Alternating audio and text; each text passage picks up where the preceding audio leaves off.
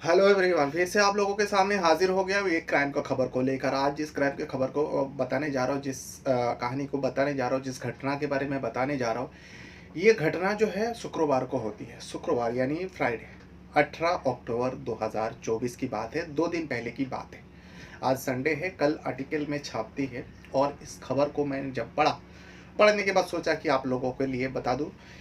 घटना जो है उत्तर प्रदेश का है, बादा जिला का है। 18 अक्टूबर को बादा जिला के अंदर ही एक गांव में आहर गांव के आसपास आहर गांव लगता है, और उसी आहर गांव के पास एक महिला की लाश मिलती है। अब लाश जब मिलती है तो पुलिस को खबर दी जाती है। पुलिस आती है, उसकी तफ्तीश करती है। और सबसे पहले तो पुलिस का जो काम रहता है, जो लाश किसकी है, ये महिला तो है, लेकिन महिला कौन है इसका पहचान कराया जाता है। और आसानी से महिला की पहचान हो जाती है। महिला जो है पास के गांव का रहने वाला होता है, यानी आहर गांव का ही रहने वाली होती है। उस महिला के परिजन को बताया जाता है, परिजन भी आते हैं। जैसा होता है, मौत की खबर, रोना बिलखना शुरू हो जाता है। महिला जो है अधेड़ उम्र के थे, शादीशुदा थे, 2 बच्चों की माँ थी, लेकिन आहर गांव में वो मायके में रह रहे थे। अब महिला के बॉडी को कब्जे में लेकर, यानी उसको पोस्टमार्टम के लिए भेज देता है, पुलिस का जो काम रहता है, और मोर्चरी में रखा जाता है महिला की बॉडी।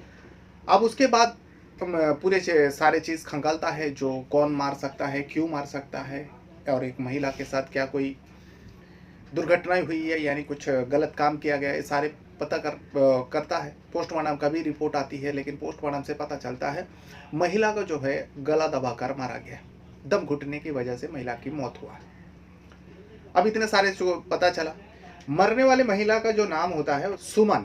अब सुमन की शादी 14 साल पहले हुआ था। पास का ये गांव लगता है, केर गांव का रहने वाला राम बाबू पटेल से हुई थी। अब 14 साल पहले शादी हुई थी, सब कुछ ठीक ठाक चल रहा था, 2 बच्चों की माँ भी बनती है। लेकिन कुछ दिनों से सुमन जो है अपने मायके में रह रही थी। वजह थी पति पत्नी में विवाद। और ये विवाद इतना ज़्यादा बढ़ा कि तलाक तक पहुंच गया था। इन दोनों के रिश्ता तलाक तक पहुंच गया था, और ये कोर्ट में अर्जी भी डाल दिया था, जो दोनों अलग होना चाहता है। कोर्ट का कार्रवाई रहता है। अब कोर्ट की कार्रवाई था, इसीलिए हाजिर होना पड़ता। शुक्रवार को सुमन जो है कोर्ट के तहरीर के अनुसार वो कोर्ट गई हुई थी। जब वो वापस आ रही थी, तब उसके साथ ये हादसा हुआ। इसीलिए घर वाले से पूछा। अब महिला की मौत का वजह तो पता ही चला, जो गला घोटने की वजह से मौत हुआ। और यहाँ आते जब घर वाले से पूछा गया, तो घर वाले ने सीधा सीधा इल्ज़ाम जो है उसके पति के ऊपर दे देता है, राम बाबू पटेल के ऊपर दे देता है। जो राम बाबू पटेल ही कर सकता है, अपनी पत्नी को वो पसंद नहीं करता था, बहुत ज़्यादा विवाद चला था, तलाक लेना चाहता था। अब जहाँ राम बाबू पटेल का नाम आया, एक मौत हुआ, तो इसीलिए राम बाबू पटेल को उठाता है पुलिस और सवाल जवाब करता है। जब सवाल जवाब कर रहा था, तो राम बाबू का सवाल जवाब के बीच ही पुलिस को लग गया था, जो ये राम बाबू झूठ बता रहा है, इसी ने कुछ किया है।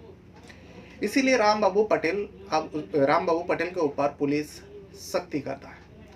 अब सख्ती करने के बाद राम बाबू पटेल टूट जाता है, आखिरकार सच्चाई बयान कर देता है। राम बाबू पटेल कहता है, हाँ, मैंने ही अपना पत्नी का गला घोट कर मौत के घाट उतारा। चलो, अब उसने तो मान लिया जो मैंने मारा। अब मारने का मोटिव भी बता दो भाई, क्यों मारना चाहते थे। चलो, तुम्हारा पति पत्नी में विवाद है, विवाद के बारे में पता चला था, जो विवाद किस वजह से हुआ, क्यों कोर्ट में उसका तहरीर चल रहा था, जो तलाक लेना चाहता है, आखिर वजह क्या थी, ये सारे पहले ही पता चला था। क्योंकि राम बाबू पटेल को लगता था उसका पत्नी का अवैध संबंध है, और ये जो दोनों बच्चे हैं उसका नहीं है। तरह तरह के उसके मन में ख्याल आया था, इस वजह से पति पत्नी में बहुत ज़्यादा विवाद हुआ और तलाक तक पहुंच गया था। ये सुमन के परिवार ने बताया था, इस वजह से वो कोर्ट गई थी, तहरीर थे। लेकिन यहाँ राम बाबू से पूछता है, भाई तुमने तो मारा, तुमने इल्ज़ाम अपने सिर पर ले लिया, लेकिन क्यों मारा ये भी बता दो, आखिर वजह क्या थी। तो राम बाबू पटेल का भी वही कहना है जो सुमन के घर वाले का कहना है। राम बाबू पटेल कहता है, मेरे पत्नी का अवैध संबंध है, और इसी को लेकर मैं बहुत ज़्यादा परेशान था, बहुत ज़्यादा उलझन में रहता था। मुझे समझ ही नहीं आ रहा था, 2 बच्चों की माँ होने के बावजूद भी हमारे शादी को 14 साल हो चुका है, 14 साल यानी 2010 में इन लोग का शादी हुई थी, आज 2024 चल रहा है। 14 साल हो चुका था इन दोनों का शादी को, 2 बच्चे भी आते हैं, लेकिन अभी राम बाबू पटेल का कहना है ये दोनों बच्चे हमारे नहीं हैं। मेरे पत्नी का अवैध संबंध है और उसी से ही ये दोनों बच्चा पैदा हुआ। अब किसी पति को अगर ये शक हो जाए, जो बच्चा उनके घर में है, जिसका वो देख-रेख कर रहा है, खिला रहा है, पिला रहा है, बड़ा कर रहा है, यानी पालन-पोषण कर रहा है, वो बच्चा ही उन्हीं का नहीं है, तो उसके अंदर किस तरीके का गुस्सा होगा वही व्यक्ति समझ सकता है। और राम बाबू पटेल के साथ भी वही चीज़ हो रहा था। जब उसे पता लगा जो उसकी पत्नी सुमन का अवैध संबंध है, और इस बारे में जब पुलिस ने खंगाला, अवैध संबंध तो पुलिस को इतना हाथ नहीं लगा, लेकिन हाँ, जो सुमन थी, जिसकी मौत हुआ राम बाबू पटेल का पत्नी की, कई सारे लोगों से वो बातचीत करती थी। जैसे कि आजकल का सहारा है, टेक्निकल सहारा, जो मोबाइल नंबर ले लेना, उसका सीडीआर निकालना, लोकेशन चेक करना वगैरह वगैरह, बहुत इन्वेस्टिगेशन में काम आता है, पुलिस के लिए बहुत आसान हो गया। तो सुमन के मोबाइल नंबर का जब सीडीआर निकाला तो पता चला बहुत सारे नंबर मिलता है, बहुत सारे मर्दों का नंबर होता है, लड़कों का नंबर होता है, और ऐसा नहीं जो रॉन्ग नंबर पे बात किया, अननोन नंबर से बात किया, ये सारे नंबर जो है सेव था, और सारे नंबर से काफ़ी समय से बातें हो रहा था। तो पुलिस को भी लगा जो पति का शक जो है लाजमी है। 14 साल शादी होने के बाद, 2 बच्चों की माँ होने के बावजूद भी अगर किसी गैर मर्द से बात करे और इसको लेकर रोका टोका करे, फिर भी नहीं सुनी, तो पति का गुस्सा लाजमी है। लेकिन किसी का जान ले लेना अलग हो सकते थे, लेकिन जान लेने का वजह अलग होने के लिए तो तहरीर भी दिया था।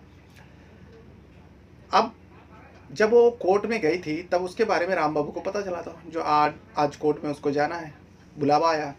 जब वो कोर्ट से वापस आ रही थी, सुमन जब वापस आ रही थी, तो केरे गांव से राम बाबू पटेल वो रास्ते में इंतजार कर रहे थे, क्योंकि उसे पता था जो मेरी पत्नी सुमन इसी रास्ते से वो मायके को और जाएगी।